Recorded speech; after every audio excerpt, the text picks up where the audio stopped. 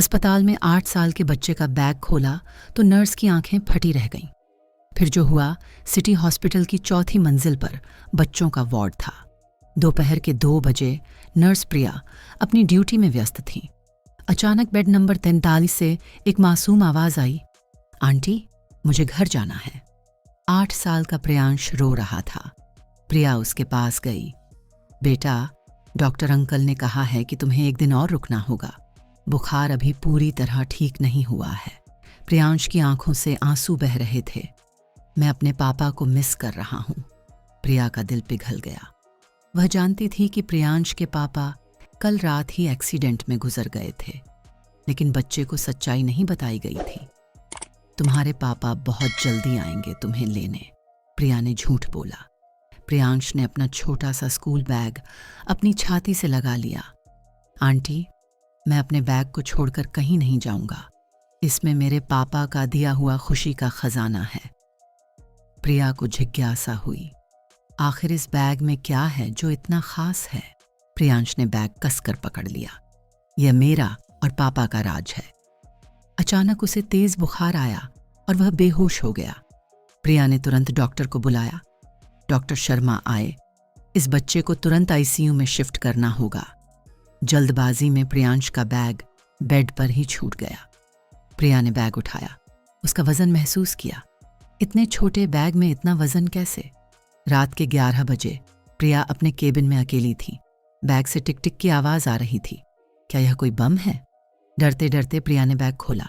पहले नोटबुक, फिर pencil, eraser, फिर एक छोटा सा डिब्बा काले कपड़े में लिपटा। डिब्बे में एक छोटी सी घड़ी थी। इस पर एक आदमी की तस्वीर लगी थी, मुस्कुराता चेहरा। नीचे लिखा, पापा, आपको याद करते हुए हर सेकंड गिनता हूं। प्रिया की आंखों में आंसू आ गए। ये तस्वीर प्रियांश के पापा की थी, लेकिन घड़ी रुकी हुई थी। समय 11:46 पर अटका था। फिर भी टिक टिक की आवाज आ रही थी। घड़ी के पीछे एक छोटा सा कागज चिपका था। प्रिय प्रियांश बेटा, ये घड़ी मेरे दादाजी की है। ये तब से चल रही है जब मैं तुम्हारी उम्र का था। ये घड़ी खास है क्योंकि यह सिर्फ तब चलती है जब इसके पास का इंसान किसी मुसीबत में होता है।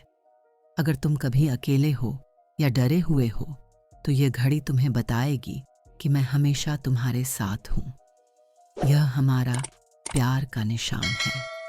तुम्हारे पापा। प्रिया समझ गई, ये घड़ी सिर्फ एक घड़ी नहीं, एक भावनात्मक कनेक्शन है। अब सवाल था, क्या प्रियांश को सच्चाई बताई जाए या उसे झूठ बोलकर खुश रखा जाए? तभी डॉक्टर शर्मा का फोन आया। प्रिया, प्रियांश होश में आ गया है और अपने बैग के लिए रो रहा है। प्रिया ने घड़ी को वापस डिब्बे में रखा और बैग बंद किया। आईसीयू में पहुंची। प्रियांश बेड पर बैठा था। डॉक्टर अंकल, मेरा बैग कहाँ है? मुझे अपने पापा से बात करनी है। डॉक्टर ने प्रिया की तरफ देखा जैसे कह रहा हो, अब बच्चे को सच्चाई बताना होगी। प्रिया ने बैग दिया। प्रियांश ने घड़ी निकाली। देखो आंटी, मेरे पापा की घड़ी अब भी चल रही है। इसका मतलब है कि वह मेरे साथ हैं। प्रिया की आंखों में आंसू थे। बेटा, तुम्हारे पापा बहुत प्यार करते हैं तुमसे। हाँ आंटी, और यह घड़ी इसका सबूत है। जब भी मैं डरता हूं तो यह और तेज चलने लगती है, जैसे पापा कह रहे हो, घबराओ मत, मैं हूं ना। अचानक आईसीयू के दरवाजे पर दस्तक हुई। पुलिस इंस्पेक्टर राघव अंदर आया। प्रिया, मैंने सुना है यहाँ प्रियांश राजपूत भर्ती है। मुझे उससे कुछ सवाल पूछने हैं। प्रिया ने कहा, बच्चा अभी बीमार है, आप बाद में आ सकते हैं। राघव बोला, ये बहुत जरूरी है। कल रात जो एक्सीडेंट हुआ था वह कोई साधारण एक्सीडेंट नहीं था, यह हत्या है। राजेश राजपूत, प्रियांश के पापा, एक सॉफ्टवेयर इंजीनियर थे। उन्होंने कंपनी के भ्रष्टाचार पकड़ा था। कंपनी के मालिक ने उन्हें मरवा दिया। अब राघव को शक था राजेश ने अपने बेटे को कुछ दिया या बताया हो जो सबूत हो सकता है। प्रिया को घड़ी का ख्याल आया। राघव ने कहा, हमें वह घड़ी देखनी होगी। हो सकता है उसमें कोई सबूत छुपा हो। लेकिन प्रियांश से घड़ी लेना आसान नहीं था। राघव ने प्रियांश से घड़ी मांगी। प्रियांश रोने लगा। यह मेरे पापा ने दी है, इसे कभी किसी को मत देना, प्रिया ने समझाया। अगर इंस्पेक्टर अंकल को घड़ी दिखाओगे तो वह तुम्हारे पापा को जल्दी ढूंढ कर ले आएंगे। प्रियांश ने हिचकिचाहट के साथ घड़ी राघव को दे दी। राघव ने घड़ी को ध्यान से देखा। पीछे एक छोटा सा बटन था। बटन दबाया, घड़ी का बैक कवर खुल गया। अंदर से एक छोटी सी मेमोरी कार्ड निकली। राघव ने कहा, राजेश ने अपनी कंपनी के भ्रष्टाचार के सबूत इस मेमोरी कार्ड में छुपाए होंगे। प्रियांश बोला, अंकल मेरे पापा की घड़ी वापस कर दो। राघव ने घड़ी लौटा दी, लेकिन मेमोरी कार्ड अपने पास रख ली। बेटा, इससे हम तुम्हारे पापा के दुश्मनों को पकड़ सकेंगे। राघव ने कहा, प्रिया जी, पहले हमें केस सुलझाना होगा, फिर बच्चे को संभालना है। अभी के लिए उसे खुश रखिए। रात के 2 बजे प्रिया अकेली प्रियांश के पास बैठी थी। बच्चा सो रहा था, घड़ी छाती से लगाए हुए। अचानक प्रियांश की नींद खुली। आंटी, मेरी घड़ी रुक गई है। प्रिया घबरा गई। आंटी, मेरे पापा को कुछ हुआ है। प्रिया ने उसे गले लगाकर रोना शुरू कर दिया। आंटी, आप क्यों रो रही हैं? सच बताइए, मेरे पापा को क्या हुआ है? प्रिया ने हिम्मत जुटाई। बेटा, तुम्हारे पापा। प्रियांश ने समझ लिया। आंटी, मेरे पापा मर गए हैं ना? हाँ बेटा। प्रियांश ने घड़ी को कसकर पकड़ा। लेकिन आंटी, घड़ी कहती थी कि पापा मेरे साथ हैं। हाँ बेटा, तुम्हारे पापा हमेशा तुम्हारे दिल में रहेंगे, इस घड़ी में रहेंगे, तुम्हारी हर सांस में रहेंगे। प्रियांश ने घड़ी को गाल पर लगाया। पापा, मुझे माफ कर देना। मैंने आपका राज दे दिया, लेकिन आपने कहा था ना कि यह घड़ी सबको बचाएगी। तभी घड़ी फिर से चलने लगी। देखो आंटी, पापा वापस आ गए। अब मुझे डरने की जरूरत नहीं।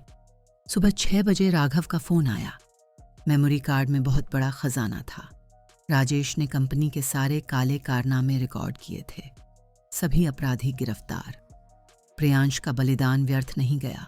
उसके पापा एक हीरो थे। प्रिया ने कहा, प्रियांश को सब पता चल गया है, लेकिन वह बहुत बहादुर है। राघव बोला, वह अपने पापा का बेटा है, बहादुर तो होगा ही। अब प्रियांश की दादी आ रही थी, वह अकेला नहीं रहेगा। सिटी हॉस्पिटल की सुबह की किरणें आईसीयू की खिड़कियों से छन कर आ रही थीं। प्रियांश अपनी घड़ी को कसकर पकड़कर सो रहा था। प्रिया उसके पास बैठी थी। राघव और साइबर सेल की टीम आई। घड़ी का मेमोरी कार्ड फिर निकाला गया। अब न्याय हो चुका था। प्रियांश की दादी उसे गले से लगाती हैं। बेटा, अब तुम्हें अकेले नहीं रहना पड़ेगा, मैं हमेशा तुम्हारे साथ हूं। प्रियांश मुस्कुराता है, अपनी घड़ी को गले लगाता है। राघव का कॉल आता है। केस पूरा हो गया, अपराधी गिरफ्तार हैं। राजेश राजपूत के नाम पर न्याय हुआ। लेकिन सबसे बड़ी बात यह है कि प्रियांश ने साबित कर दिया, मासूमियत और हिम्मत सबसे बड़ी ताकत है। प्रिया मुस्कुराती है। अब ये बच्चा अपने पापा की याद के साथ सुरक्षित और खुश रहेगा।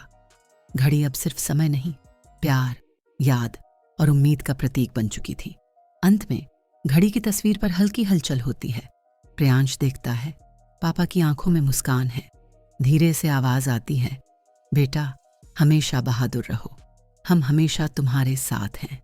सीख, मासूमियत, विश्वास और सच्चाई की ताकत हर परिस्थिति को बदल सकती है।